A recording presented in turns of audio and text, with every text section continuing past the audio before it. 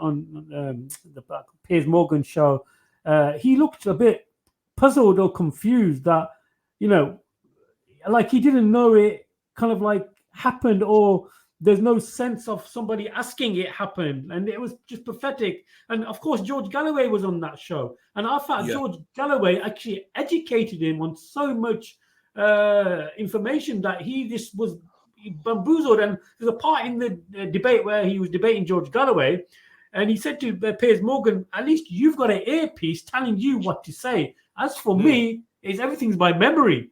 And that was amazing how he kind of dealt with Mohammed, that situation. Did you watch the Mearsheimer one? When Mearsheimer was on Piers Morgan, he really educated Piers Morgan, and John Mearsheimer is brilliant. He's political, military analyst, if you like. He's got a fantastic credentials, very well-written man. He's total rationalist. He's, the way that he speaks about all that's going on right now.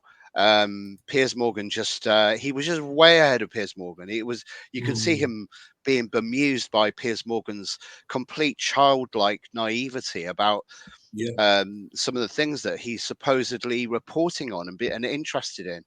It's shocking how ignorant that man is, really. Besides Mearsheimer, just the one thing, I urge the viewers to watch the interview between Piers and Roger Waters. I think George knows Roger Waters, and on this interview, this was about last week. Roger Waters tells him, and I was shocked, tells him about this organization called Zaka. That's a community emergency response team in Israel that basically is involved in identification, extraction, and rescue. And Zaka was in fact involved, at least the founder of Zaka. We dealt with him on this program in the past, Mohammed and I. One of the founders, in fact, the original founder of Zaka was involved in pedophilia and child abuse. But that's the individual by the name of Yehuda Meshi Zaka, the co-founder of Zaka. He was involved in sexual assault and abuse of girls and boys. But one of the activists in Zaka was responsible for the promotion of the atrocity propaganda, about that was then given to the global media about children being burned and babies being, being beheaded, and Hamas apparently burning individuals and burning bodies and all of that. And now we know that all of that is false. All that was basically false, because the Haaretz Israeli newspaper, they basically exposed the spin that Zaka was attempting to spread what they would view and describe as atrocity propaganda. Even Israeli publications like Ynet and the Yedioth Aronot have exposed this particular organization, Zaka. And the point is that Roger Waters brought this up with Piers about the atrocity propaganda that was behind the story of the mass rapes and the beheadings and so on, which the Times of London has now also confirmed as well. And Piers didn't know what Zaka was. He didn't know the basics of what Zaka really is and what it stands for and what it did. So you've got a situation where there's just simply talking points that they have, the same talking points, and this is just regurgitated en masse. Do you condemn Hamas? What happened on October 7th? Do you agree that I have a moral quandary about the proportionality? That's not good journalism. That's gutter journalism, pathetic journalism, which is ironic because, when he was the editor of the Daily Mirror, he had arguably one of the greatest war correspondents working at the Mirror back in 2003, John Pilger.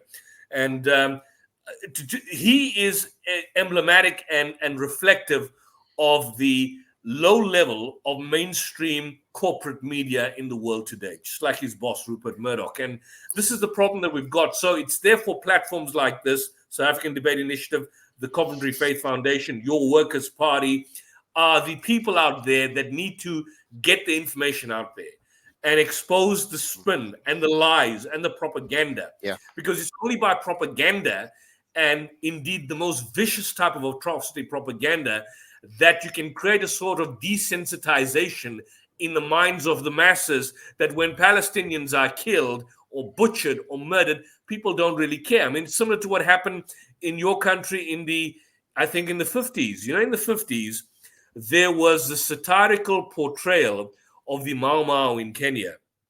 And they were portrayed as big black monsters, you know, demonic and in a grotesque form. The worst kind of atrocity propaganda you could see. And what that did, that desensitized the British population, that eventually, when the British, in fact, massacred more than 7,000 Mau Mau in Kenya, nobody batted an eyelid.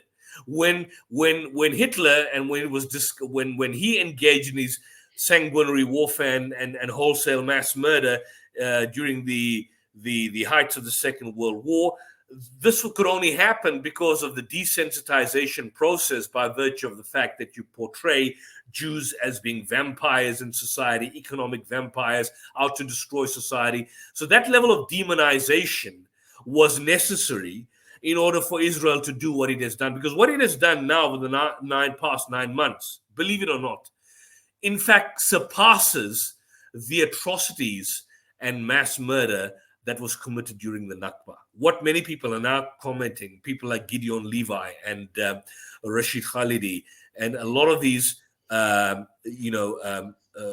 experts on the Palestinian-Israeli position are saying that what we're seeing now in real time is actually history in the making, that this is something Israel has never done before. It's never done. The level, I mean, even if you go back to the past massacres of Sabra and Shatila, where 2,000 were killed in one day. That was a massacre of note, overseen by Ariel Sharon. But those were pockets and areas of massacres. This is wholesale massacre, wholesale genocide that is taking place. And that's why it's quite clear and evident why